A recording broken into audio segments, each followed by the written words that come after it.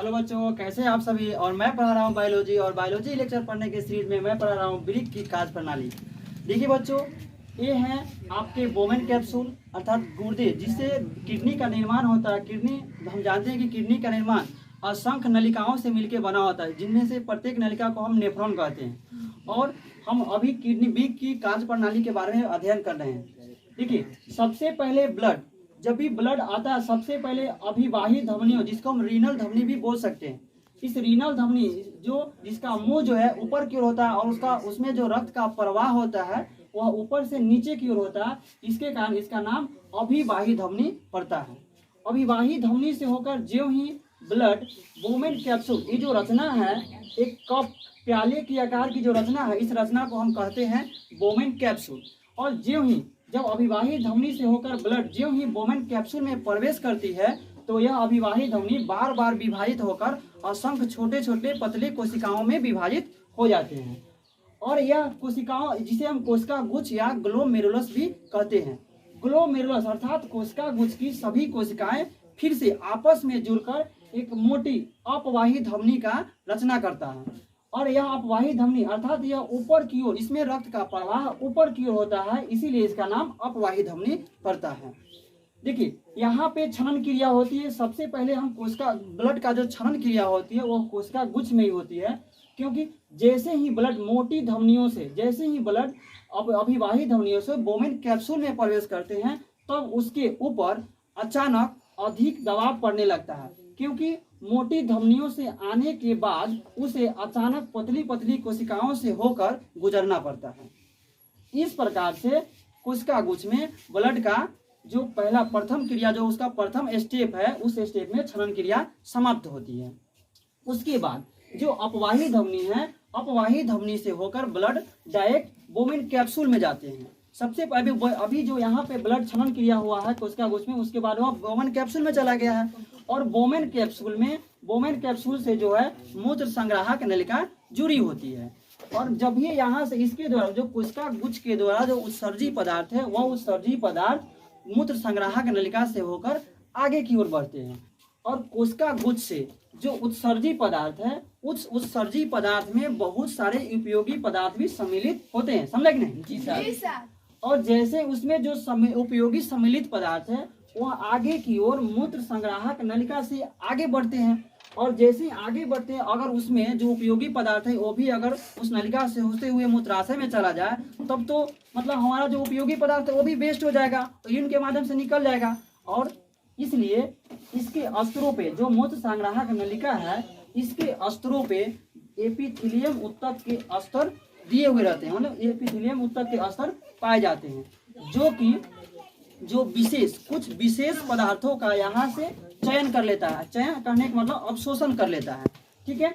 और यहाँ से होकर जब इसका अवशोषण हो जाता है, विसरण किया, तो अब ध्यान रखिएगा कि यहाँ पे जो भी उत्सर्जी पदार्थ है, उत्सर्जी पदार्थ में जो भी उपयोगी पदार्थ है, और वह उपयोगी पदार्थ जैसे ही मूत्र संग्राहक नलिका से आगे बढ़ता है, तो यहाँ पे जो एपिथेलियम ऊतक के स्तर पाए जाते हैं, उस एपिथेलियम ऊतक द्वारा उस उपयोगी पदार्थ का विसरण क्रिया द्वारा अवशोषण कर लिया जाता है।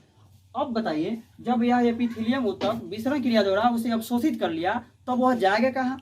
उसको तो फिर से ब्लड में मिलना है। तो देखिए, इस एपिथेलियम ऊतक और मूत्र संग्राहक नलिका, इस सभी के स्तरों के ऊपर एक रक्त कोशिकाओं का जाल बिछा होता है, जो कि पूरे हेनेल्स लूप, जो कि हम पिछले चैप्टर में पढ़ाए थे कि जो नेफ्रॉन है, वृक्क नलिका है, उसका जो अपर सिरा है, जो ऊपरी सिरा है, वो स्वतंत्र होती है। और उसके ऊपर एक कैप्सूल अर्थात एक कप की तरह, प्याले की तरह रचना होती है, जिसको हम बोमेन कैप्सूल कहते हैं।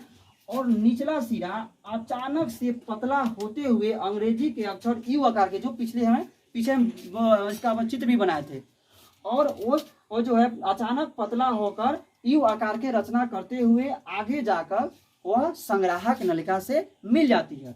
और साथ ही संग्राहक नलिका से मिलने से, संग्राहक नलिका से जुड़ने के तुरंत पहले वह एक कुंडलित आकार, पतली और कुंडलित रचना बनाती है, जिसको पश्च कुंडलित नाल कहते हैं। और जैसे ये जो रक्त कोशिकाओं का संजाल होता है, वह पूरे हेनेल्स लूप, जो लूप बनाते हैं यू आकार का, उस लूप का नाम है हेनेल्स लूप, और यह पूरे हेनेल्स लूप में फैला होता है, ठीक है। और जो रक्त जो एपिथेलियम ऊतक है, इसके द्वारा जो विसरित उपयोगी पदार्थ है वह रक्त कोशिकाओं द्वारा फिर से रक्त में मिल जाते हैं। इसके बाद भी ये दोनों क्षरण क्रिया, कोशिका गुच्छ और एपिथेलियम, इस दोनों क्षरण क्रिया के बाद भी उत्सर्जी पदार्थों में कुछ आवश्यक पदार्थ भी मिले हुए रह जाते हैं।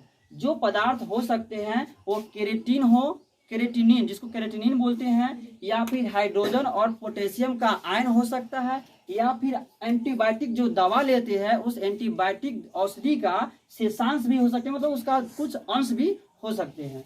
जब इन अंशों को, इन पदार्थों को, जो कि अभी दो स्टेप में जो क्षरण क्रिया हुई है, इसके बावजूद भी वह जो बच गया है उत्सर्जी पदार्थों में अभी भी जो मौजूद है, उस पदार्थों को इस लूप के अंदर फिर से उसका अवशोषण होता है, जिसे कहते हैं नलिका अवशोषण।